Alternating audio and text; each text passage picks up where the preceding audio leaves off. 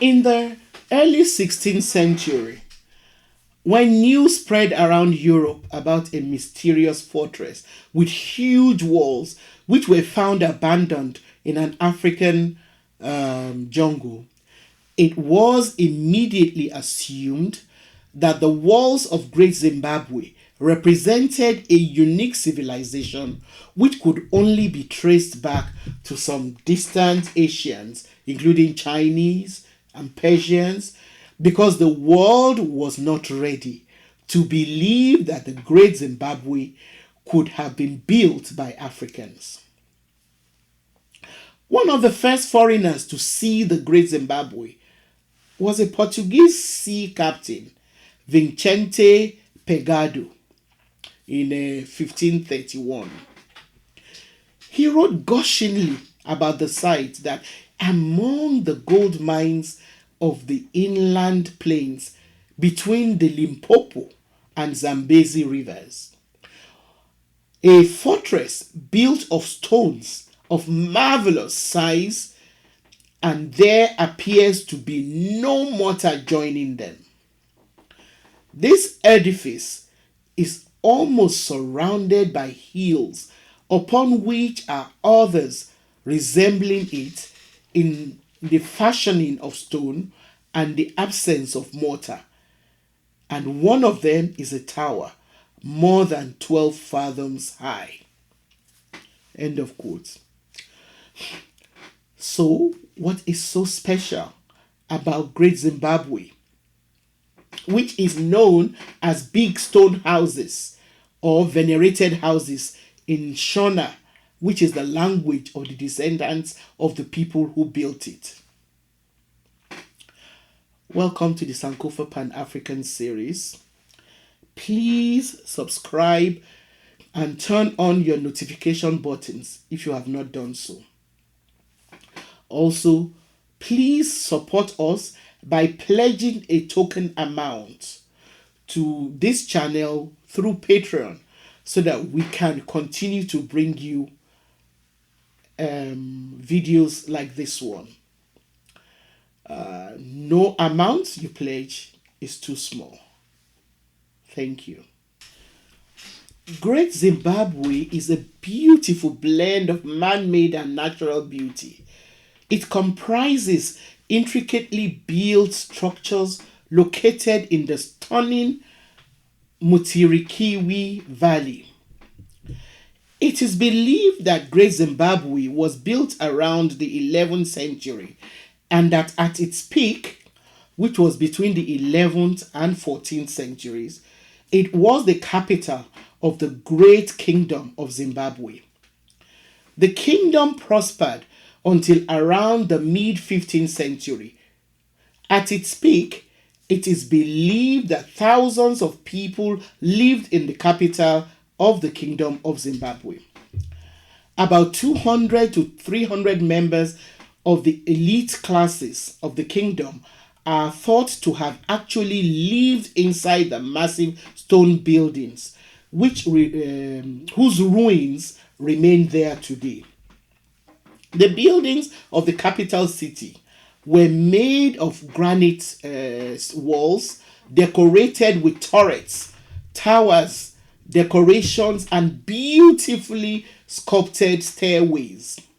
Some of the most notable of the buildings in the city were in the form of wide and tall enclosures that were crafted with hundreds of pieces of professionally sliced granite blocks laid on each other without any mortar to hold the blocks together. The perimeter columns were decorated with soapstone sculptures of silhouetted birds with human lips and 5-fingered feet. Over 4,000 gold and 500 copper mines have been found close to the site of the great city. This has led researchers to conclude that for about 3 centuries, 40% of all the gold mined in the world came from the area. Thousands of necklaces made of gold chains have also been discovered among the ruins of Great Zimbabwe. Now, the prosperity of Great Zimbabwe came from its position, which is between the gold producing regions of the area and the ports on the Mozambique coast. This allowed it to become the center of a wide commercial and trading network. The main items of trade were gold, ivory, copper, tin, and cattle. There have also been items such as glassware from Syria, coins from Kilwa, as well as various Persian and Chinese ceramics found in the ruins, which indicate that the kingdom traded internationally. The ruins are divided into three main architectural zones: the hill complex, the great enclosure, and the valley complex. The hill complex, which is the oldest, is believed to have been occupied until the 13th century. It is believed to have been the spiritual and religious center of the city. The ruins of the hill complex cover an area of about 100 by 45 meters.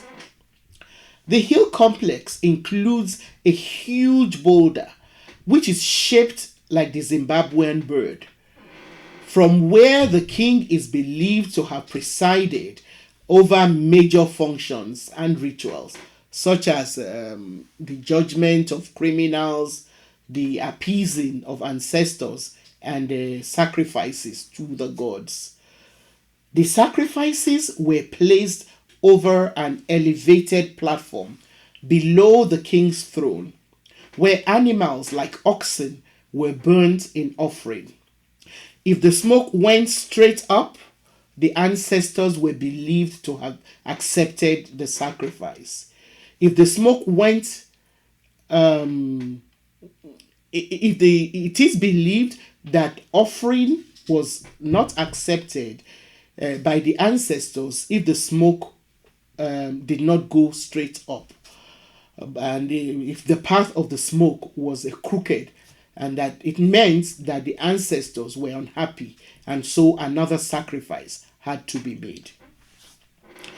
Another complex, the Great Enclosure, lies to the south of the hill complex. The Great Enclosure is believed to have been occupied from the 13th to the 15th centuries. It is another spectacular monument made out of cut granite, blocks. Now, it is circular in shape with an outer wall which is about 5 meters thick. The Great Enclosure occupies about 250 meters and is 11 meters tall. It is the largest ancient structure in sub-Saharan Africa. Its architecture is most remarkable because it has no sharp angles. When viewed from the sky, it has been described as a giant gray bracelet. Inside its thick wall, there is a narrow passage leading to a tower shaped like a cone, which researchers speculate could have been used to store grain.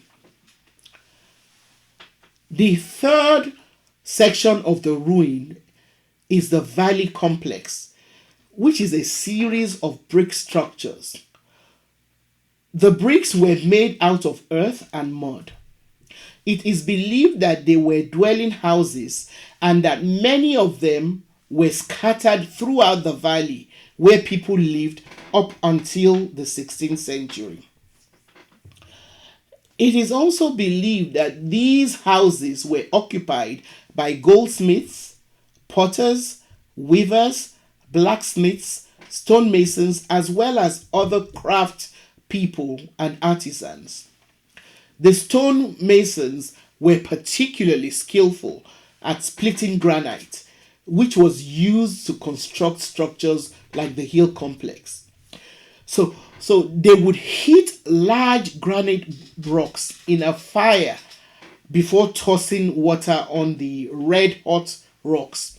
Now, the impact of the cold water would then crack the granite along fractured planes into brick shaped pieces that could be stacked without the need for mortar to secure them. Millions upon millions of these pieces were produced in the plains below and then hauled uphill as the city constantly expanded. The ruin is interlaced with a sophisticated, centuries-old drainage system which still works. The drainage system funneled water outside the houses and enclosures down into the valleys. Now, the reason why this magnificent city went into decline is still subject to research. One reason preferred is that there might have been some kind of food shortage, which led the people to move in search of greener pastures.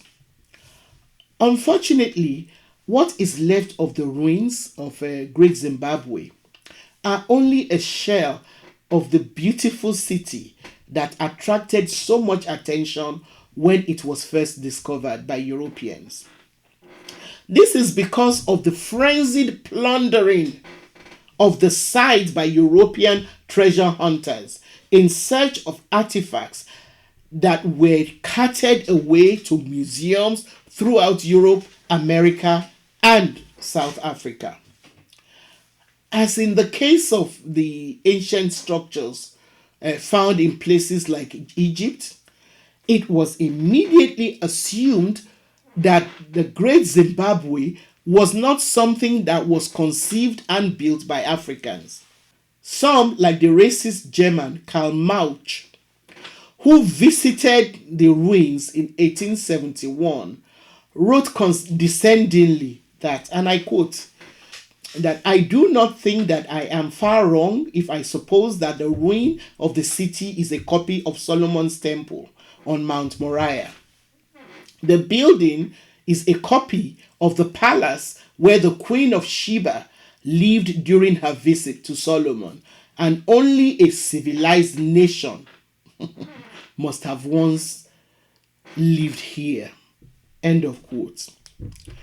Other European writers also believing that Africans did not have the capacity to build anything of significance, like the Great Zimbabwe, suggested that it was built by Portuguese travelers or Arabs or Chinese or Persians.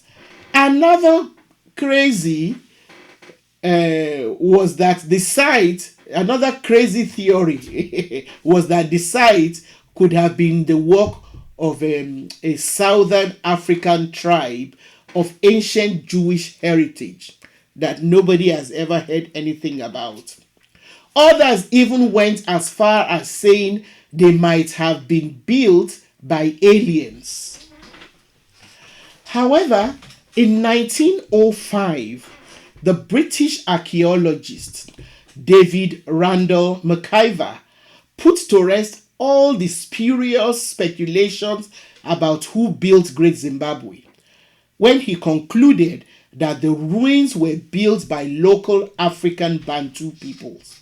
His findings were later confirmed by another British archaeologist, Gertrude Catton Thompson, in 1929.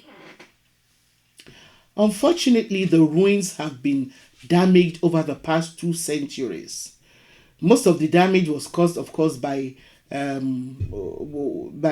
British journalist, Richard Nicklin Hall, who was appointed by the British South Africa Company in 1902 to represent their interest as curator of Great Zimbabwe. Nicklin Hall ended up destroying a significant part of the site under the pretext that he was removing what he called the filth and decadence of the Kafir occupation. By Kafir, of course, he meant Africans. Also, in 1890, the British Cecil Rhodes, collaborating with the British Association of Science, financed archaeologist James Theodore Bent, who was sent to the Great Zimbabwe with the sole purpose of proving that the Great Zimbabwean civilization was not built by local Africans. Up until 1979, the government of Ian Smith, who was Prime Minister of Southern Rhodesia, which is now the country of Zimbabwe, continued the colonial distortion of the origin of Great Zimbabwe in official guidebooks, which showed images of Africans bowing down to the foreigners who had allegedly built Great Zimbabwe. The extent to which these colonizers would go in order to deny, the achievement of Africans is just limitless. All of that nonsense changed in 1980 when Robert Mugabe became the first democratically elected Prime Minister of Zimbabwe at independence. The name Rhodesia was dropped and Zimbabwe was adopted as the name of the newly independent country in honor of the great Zimbabwean civilization. Thank you for watching. Don't forget to subscribe to the Sankofa Pan-African series channel. Like our videos and please share them with your contacts.